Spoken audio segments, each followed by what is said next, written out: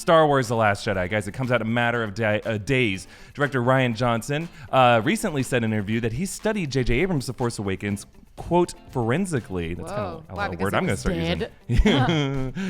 Crime scene. I don't know. You did it again. I started doing what's wrong with again. Oh, like a crime scene. Yeah. Oh, well, you get it because crime scene investigators. I'm just. I love that. Please do that every time.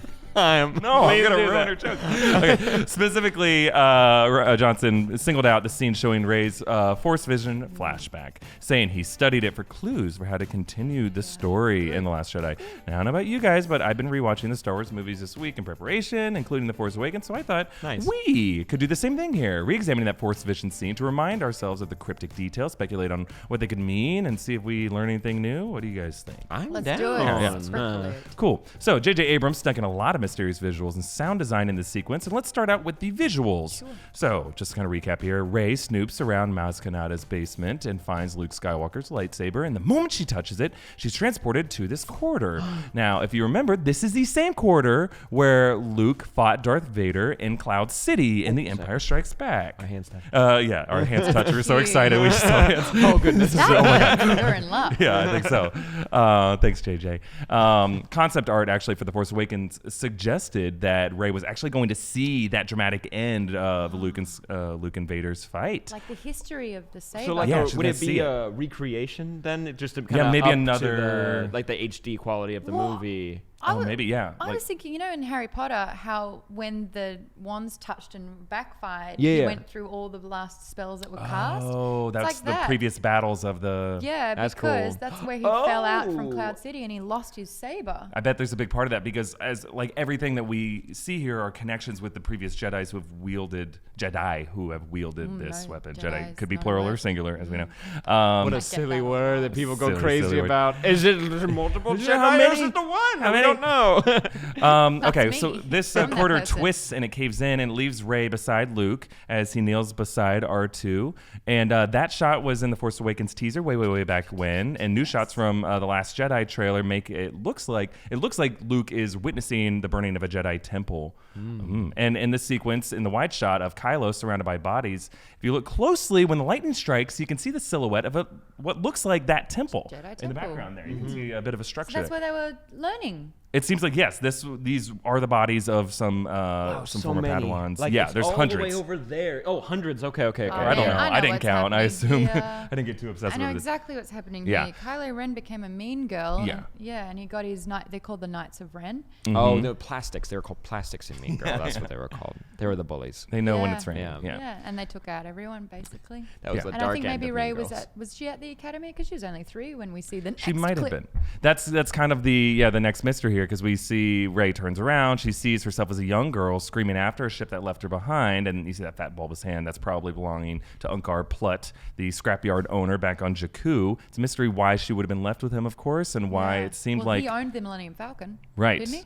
Yeah. Maybe he was caretaker of it. Was she sold to him? Well, also, if we are seeing the point of view from Maybe where that's one. Luke was Luke teaching at the Jedi Temple, and then did Luke drop Rey off to protect her? To because protect she her got from prophecy vibes. Yeah, from or protect him from her. We don't know if she's got some powers and he doesn't want another Ben Solo on his The hand. Antichrist. Yeah, Maybe. a little 666 tattoo on her scalp. You can't spell Rey without Damien. Yeah, and then Explain interesting. that one. Because it didn't make sense. He's going to wake up in a cold sweat tonight, and he's like, I know it. I know it. Start running. In the Grecian alphabet.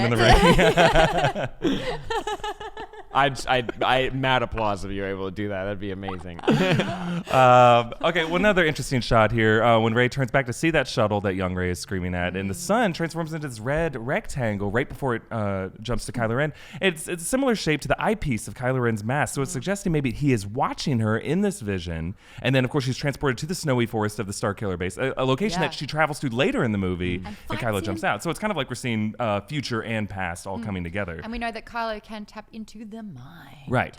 So it seems like there's some memories and influences going on here.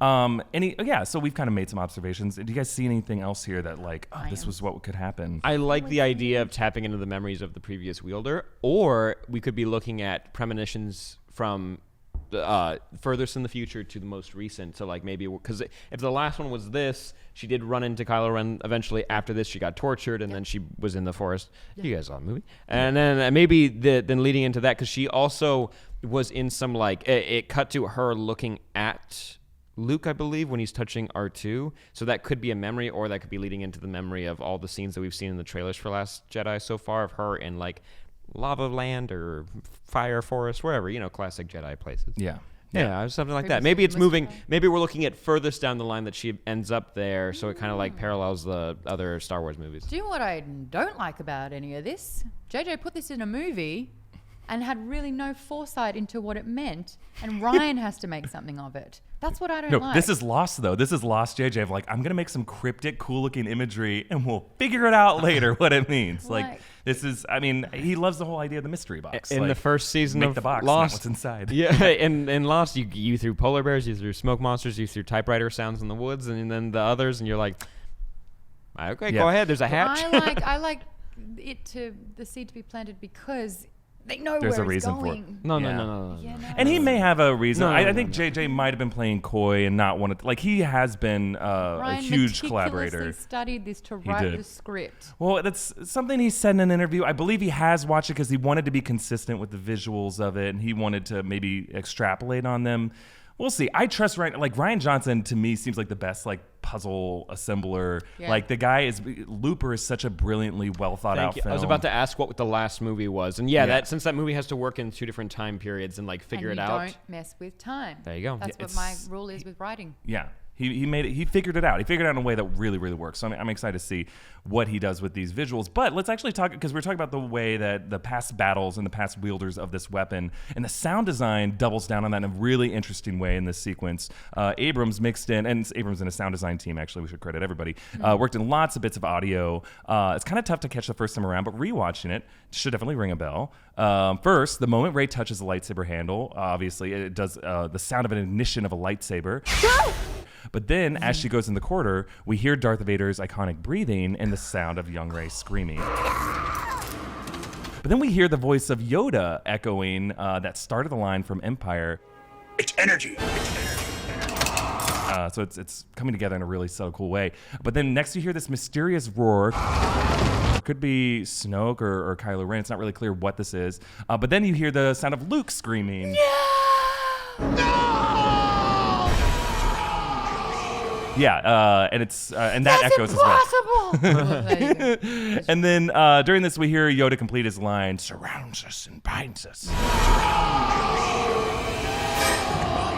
Pretty good. Not bad. Worked on it a little bit. But then they repurposed some audio from Alec Guinness's Obi-Wan Kenobi. This is the hardest one to catch. You hear him say, When you will be tempted. and then they did a really cool thing. You hear Guinness's Obi-Wan say, "Rey." Right? And then it continues as a whisper as she comes out of this vision. And they did this by mixing both Ewan McGregor and Alec Guinness.